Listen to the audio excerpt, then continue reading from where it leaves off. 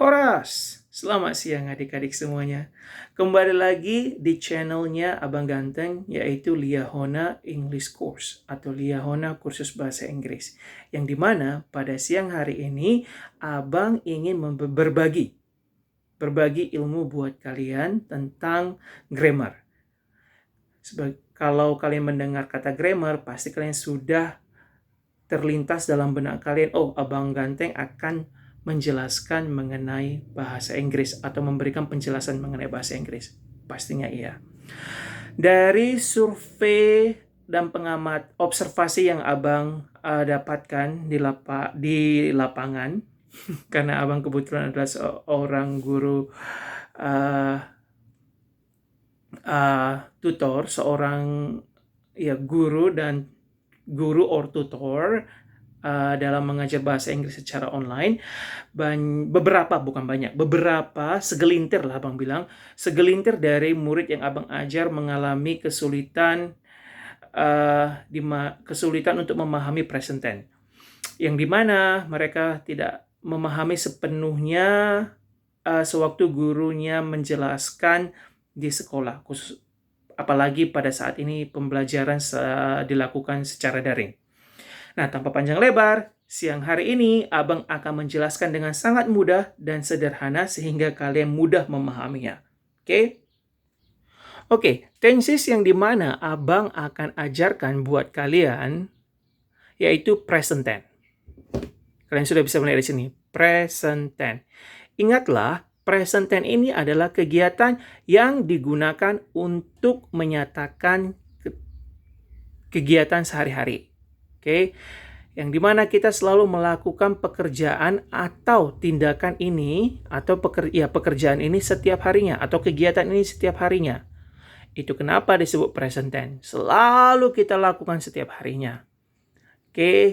Oleh sebab itu present tense menggunakan kata kerja bentuk yang pertama atau kita sebut dengan verb one karena kegiatan ini selalu dilakukan setiap hari.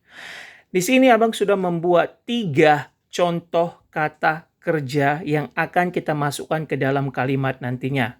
Yang mana kata kerja itu kita sebut verb. Itu kenapa di sini kalian melihat ada V1, maksudnya adalah kata kerja bentuk pertama, verb one. Nah, ketiga kata kerja ini adalah kata kerja bentuk yang pertama. Kalian ketahui juga bahwa dalam bahasa Inggris ada 3 bentuk kata kerja. Kata kerja bentuk pertama disebut present tense, kata kerja bentuk kedua disebut past tense, kata kerja bentuk yang ketiga disebut past participle. Nah, kembali. Pada rumus present tense, yang dimana sudah Bang tuliskan di papan tulis, itu sangat sederhana dan mudah buat kalian. Yaitu rumusnya subject. Kalian tahu bahwa subjek dalam bahasa Inggris itu adalah I, you, we, they, she, he, it. Kemudian setelah subjek diikuti dengan verb one, kata kerja bentuk yang pertama. Setelah itu objek. Bisa objek atau juga adverb of time, keterangan waktu, atau adverb of place atau keterangan tempat. Nah, bagaimana kita memasukkan ketiga kata kerja ini dengan menggunakan rumus yang sudah Abang buat ini? Kalian bisa melihat rumusnya. Sangat mudah. Hanya tinggal mengikuti pola rumus ini aja, kalian sudah bisa memasukkan ketiga kata kerja ini ke dalam kalimat. Nah, di sini sudah Abang buat example, contohnya. Contohnya, Tina has a cat. Tina merupakan subjek. Has merupakan verb one-nya. A cat merupakan objeknya. Yang dimana kalimat ini adalah kalimat positif atau bentuknya bentuk positif. Nah, untuk mengubah kalimat positif ini, Tina has a cat, ke dalam bentuk tanya atau kita sebut interrogatif, kita membutuhkan kata kerja bantu. Yang dimana kata kerja bantunya adalah does. Does Tina have a cat? Does Tina have a cat? Loh Bang, kenapa di sini have-nya jadi berubah? Kenapa nggak has? Di sini yang sering sekali abang temukan adik-adik kejebak. Atau kebingungan. Sewaktu kalian mengubah kalimat positif, khususnya dengan menggunakan has ini, kata kerja has ini kan dalam bentuk positif nih. Ke dalam bentuk tanya atau interrogative, kata has ini tidak lagi menjadi has dalam bentuk kalimat tanya, tetapi menjadi have. Kenapa? Karena kita sudah menggunakan does. Yang dimana does ini adalah kata kerja bantu yang sudah kita singularkan. Yang kita sudah ubah bentuknya dengan menambahkan es-nya. Kenapa bang kita harus menambahkan es? Karena subjeknya adalah Tina, yaitu perempuan, yang dimana perempuan itu she. Oleh sebab itu menggunakan does. Jadi pada bentuk tanya, bentuk kalimat tanya, has ini berubah menjadi have ya adik-adik, yang dimana artinya tetap sama. Does Tina have a cat? Artinya, apakah Tina memiliki seekor kucing? Nah, bagaimana juga kalau kita mengubah Tina has a cat, kalimat positif ini ke dalam bentuk negatif. Gampang sekali. Caranya sama seperti kalian mengubah kalimat interrogatif. Hanya saja, does tidak lagi berada di awal kalimat untuk mengubahnya ke dalam kalimat negatif. Tetapi kita menggunakan Tina di awal kalimat yang dimana berfungsi sebagai subjek, kemudian diikuti dengan helping verb atau kita sebut dengan to be. Does. Does not. Nah, untuk membuat kalimat negatif, kita memerlukan not. Untuk menegaskan bahwa kalimat itu sudah dalam bentuk negatif. Jadi, Tina does not have a cat. Tina tidak memiliki seekor kucing. Contoh yang lain, abang sudah membuat di bawahnya. Tina and I study English every day. Tina dan saya belajar bahasa Inggris setiap hari. Yang dimana ini merupakan kalimat positif. Untuk mengubah ini ke dalam kalimat interrogatif atau kalimat tanya, polanya sama seperti yang di atas ini ya adik-adik ya. Dimana kita menempatkan helping verb-nya di awal kalimat untuk interrogatif. Untuk mengubahnya menjadi kalimat tanya. Loh, Bang, di sini kenapa menggunakan do? Padahal kan di sini ada Tina, ada perempuan, dan I di sini kita nggak tahu apa jenis kelaminnya, apakah dia laki-laki atau perempuan atau apapun itu. Nah, kenapa kita menggunakan do? Karena di sini ada Tina dan I, ada 2 orang adik-adik. Sementara di awal ini hanya ada 1 orang yang dimana Tina. Oleh sebab itu Tina sudah jelas bahwa Tina ini adalah perempuan. Oleh sebab itu kita menggunakan does. Nah di sini karena ada 2 orang, Tina and I ada 2 orang. Jadi kata kerja bantu yang kita gunakan untuk mengubahnya ke dalam bentuk interrogatif kita pakailah do. Dan juga dalam bentuk negatifnya kalian tetap menggunakan do. Jadi bagaimana Bang? Kalau kita selanjutnya Bang gimana ini untuk mengubahnya ke dalam bentuk interrogatif? Do Tina and I study English every day? Yang artinya dalam bahasa Indonesia, apakah Tina dan saya belajar bahasa Inggris setiap hari? Nah, cara sampai sini udah paham ya? Sejauh ini udah paham kalian kan? Nah, untuk mengubahnya ke dalam kalimat negatif, polanya sama seperti yang di atas ini. Seperti Tina does not have a cat. Jadi untuk mengubahnya ini ke dalam Tina and I study English every day, mengubahnya ke dalam bentuk negatif. Tina and I do not study English every day.